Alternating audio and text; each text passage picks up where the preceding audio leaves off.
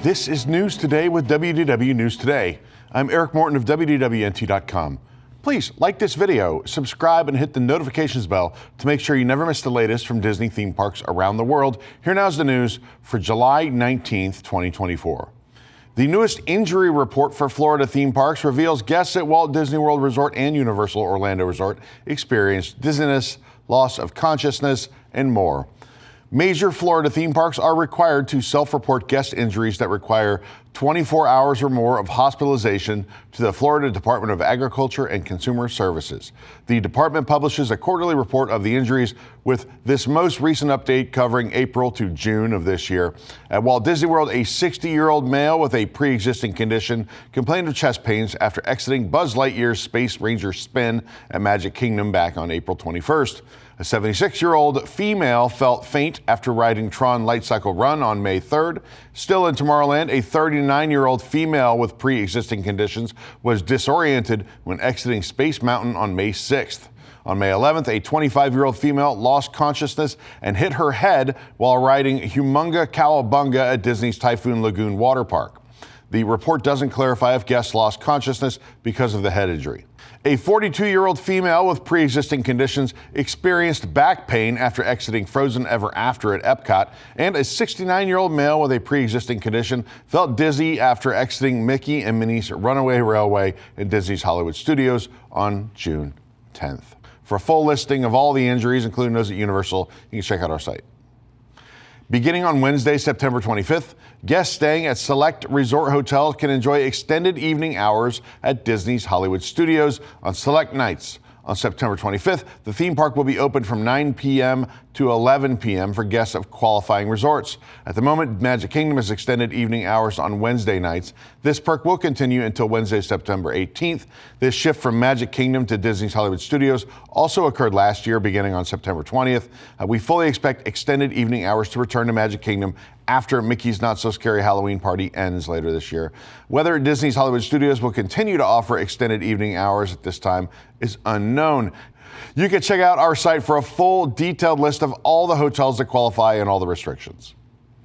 Many flights have been delayed. International, Disney, and Universal parks are having issues, and other technology problems abound due to a global IT outage stemming from cybersecurity firm CrowdStrike.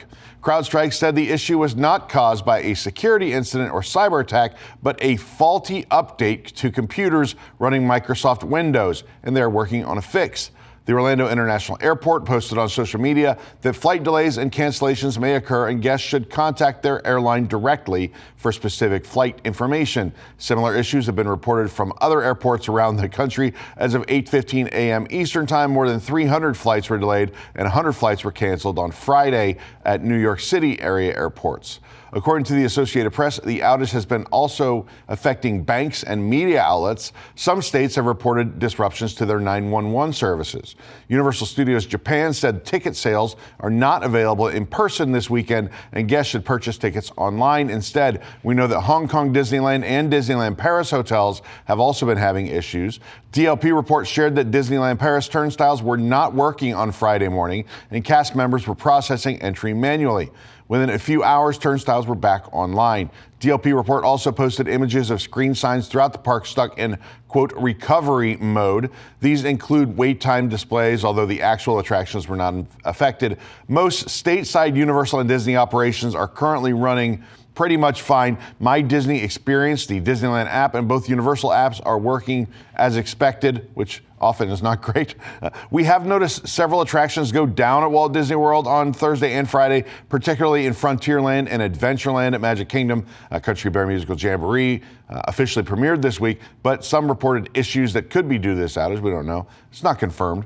However, while it's unrelated, there is more Disney IT news. Ahead of the Genie Plus rebranding to Lightning Lane Multi-Pass, Walt Disney World guests using My Disney Experience are now being prompted to update the app to use the new features.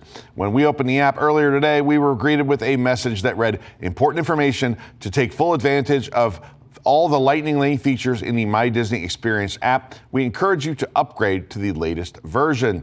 The rebrand and advanced options for the service will go into effect on July 24th, 2024. I did speak to Tom Corliss this morning. Actually, we texted. He had just moved from Shanghai Disneyland to Hong Kong. Shanghai was not impacted by this.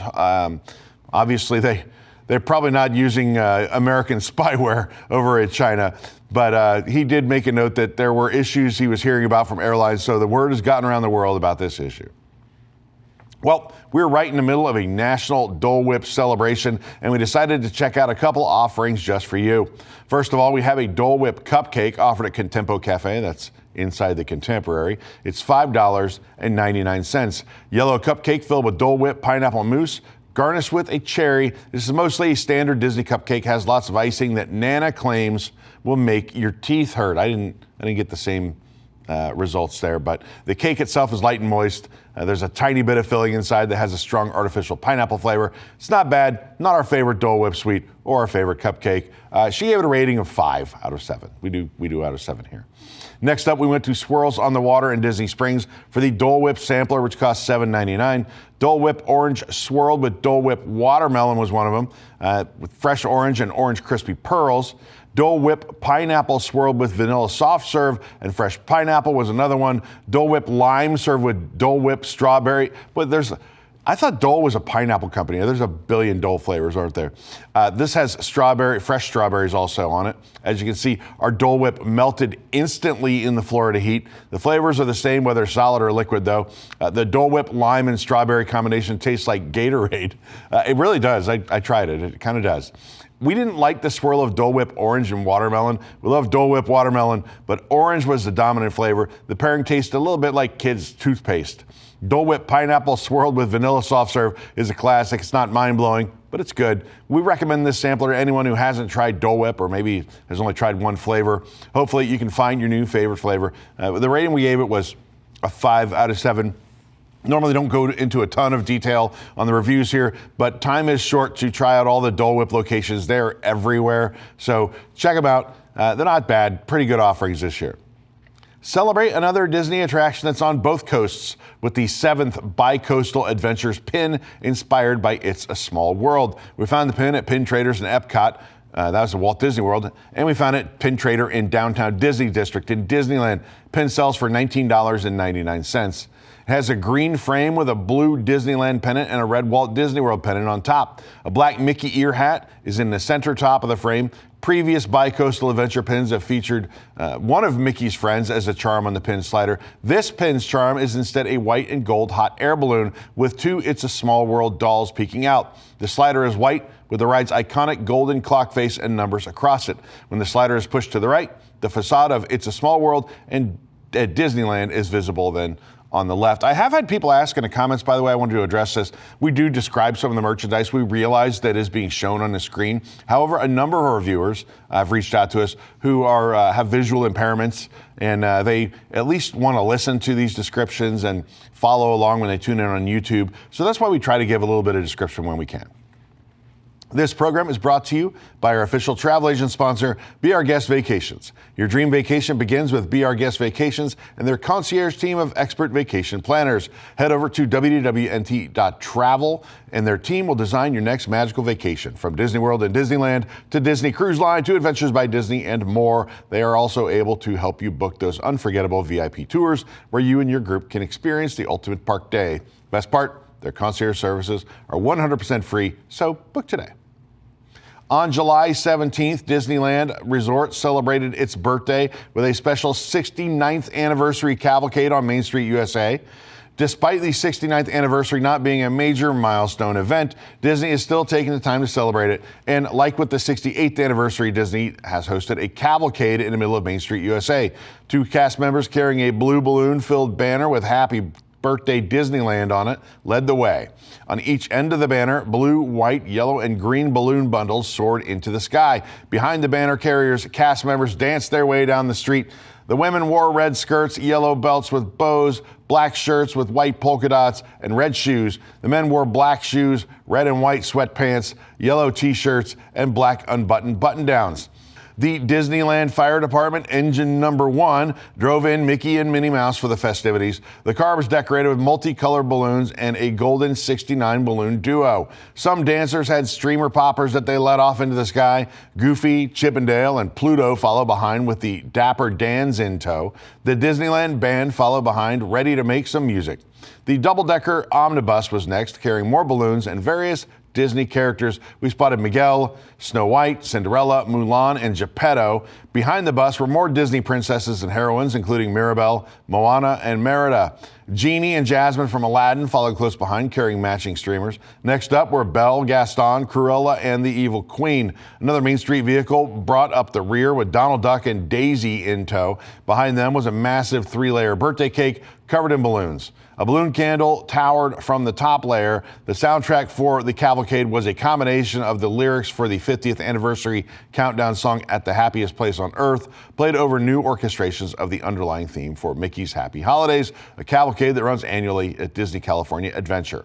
One notable change from last year's anniversary cavalcade is the dancer costumes are all brand new. Back in 2023, the performers were wearing purple, blue, and green shirts with prints of Mickey on them that were used during the cavalcade offered in the wake of the pandemic.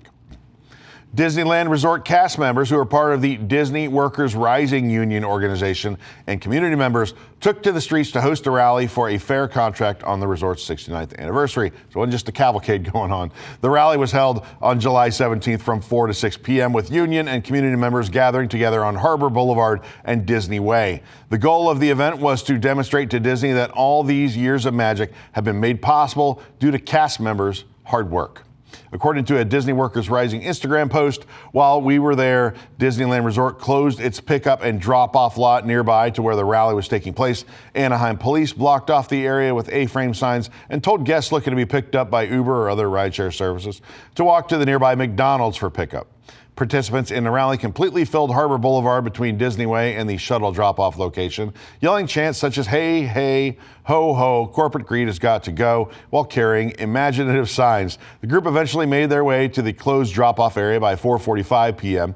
The entire plaza was shut down. Security cast members did their best to reroute guests around the rally. We spotted a sign that read, "Bring back fair wages," and "The People Mover." I think we can all get behind that. The attraction closed at Disneyland Park in August of 1995. We also heard a Disneyland monorail honk in support of those gathering. Union members at the rally were passing out flyers to community members in the area. The flyer is written in English on one side and Spanish on the other. It says, "Support Disney cast members. We are over 13,000 Disney cast members who come to work every day to bring your family a magical experience. We are protesting Disney's unfair labor practices and fighting for a fair contract that respects the work we do and provides us with the wages and benefits we need to raise our families. We love Disney and being a part of your special memories, so that's why we are calling on Disney to put guests and cast members first. Stand with us to improve our parks. Sign the petition here. Cast members deserve fair wages. Seniority increases fair attendance policy and safe parks." Disneyland's Disneyana on Main Street, USA currently has a letter signed by Walt Disney, original Marc Davis concept art, Bruce Bushman concept art, and more paraphernalia available for purchase. While Disneyana has previously sold items belonging to and signed by Walt Disney, this is the first time it's sold items like concept art. The prices are high, but Magic Key discounts do apply. Before there was Frozen, there was the Enchanted Snow Palace. This Fantasyland attraction that never came to be was inspired by Hans Christian Andersen's The Snow Queen, which would later inspire the successful Walt Disney Animation Studios film. Marc Davis planned for the Enchanted Snow Palace to be set to the Nutcracker Suite. Guests would have traveled through an icy kingdom, encountering polar bears, penguins, walruses, snowball men, and then the Snow Queen herself. This concept art depicts a polar bear and a small white mouse enjoying a sleigh ride. It's selling for $26,000. Next up, Marc Davis's original Academy of Motion Picture Arts and Sciences card. That's $1,800. This framed set includes a black and white photo of Davis and Walt Disney with the Pirates of the Caribbean figure. Davis was a key figure in the development of the attraction. You can read, of course, on our site, the complete history of that ride. The draw of this set, however, is Davis's 1988 Academy of Motion Picture Arts and Sciences membership card. The card is signed by Davis. The frame set also includes a plaque with this quote from Walt about Marc Davis: "All I have to do is tell him what I want, and it's there. He's my Renaissance man." Also available is his original WED Enterprises business card for $1,400. The last Marc Davis piece is his 1958 Walt Disney World Productions contract. The frame set includes the same photo and Disney quote. The contract is dated for August 18th, 1958. It's an annual renewal of Davis's contract. Davis's signature, dated September 3rd, 1958, is at the bottom. It sells for $4,000. There's also original concept art for a circus parade carousel by Bruce Bushman, dubbed the father of Fantasyland. Sells for $2,500. Finally, for $24,000, you can own a letter signed by Walt Disney himself. Comes framed alongside a black and white photo of Walt and Mickey. The letter is dated August 10th, 1961, and includes a plaque saying it was all started with a mouse. Common misquote of Walt's famous "It was all started by a mouse." Funko has revealed the Bob Gurr Funko Pop, first teased at WonderCon last year. The figure will be exclusively available from the Loungefly booth at D23, the ultimate Disney fan event. The figure depicts Gurr in a red Hawaiian shirt and red shoes holding a tiki drink. It's Pop Icons number 81 and has a limited edition size of 3,000. The X-Post features a video of Gurr checking out his new Funko Pop. Gurr helped design Disneyland attractions like Autopia, the Haunted Mansion, Submarine Voyage, the Matterhorn bobsleds, also credited with designing a monorail. He was named a Disney legend back in 2004. Through his firm Gurr Design, he developed the King Kong Encounter animatronic for Universal Studios Florida. He also consulted on the animatronic T-Rex for Jurassic Park. D23, the ultimate Disney fan event, will be from August 9th through 11th. Oh boy, here we go. Eric speaking French. Les Pays de Contes de Fées, the Storybook Land Canal boats, will reopen at Disneyland Paris later this month after a months-long refurbishment celebrating 30 years of the attraction. It will reopen on August 30th with 3 new scenes inspired by Walt Disney Animation Studios, the films Frozen and Winnie the Pooh, and Pixar Animation Studios Up. The Frozen Winnie the Pooh scenes were announced with concept art last October, and Up was announced in May. Elsa's Ice Palace on the North Mountain from Frozen and Carl Fredricksen's Flying House over Paradise Falls from Up are featured in the new attraction poster, which will be displayed under the Main Street USA train station. Winnie the Pooh will be represented by the Bear's Treehouse in the 100-acre woods. The Walt Disney Company announced they will release and discuss their fiscal year 2024 third quarter financial results on Wednesday, August 7th. In an apparent change of format, Disney will post prepared written statements online before the opening of trading that day. They will then host a live audio Q&A webcast. Prepared statements are usually read on the webcast before the Q&A. Like the last quarter, statements will be released before the opening of regular trading on August 7th, with the earnings call at 8:30 a.m. Eastern Time. The written statements and webcast will be at www.disney.com/investors. You can stay tuned for our coverage, of course. It's been a long ride today. For the absolute latest on these stories and all those that did not make it to today's show, be sure to check WDWNT.com and follow us on all your favorite social media platforms. You can support the entire team behind this show and others by joining the WDWNT Interglobe Society at patreon.com/WDWNT. You can get access to exclusive content, discounted show and event tickets, and more. A special shout out to all the WIGS members watching who make this show happen every week. For the worldwide leader in Disney Parks news, this is Eric Morton saying, enjoy the rest of your today and have a great, big, beautiful tomorrow.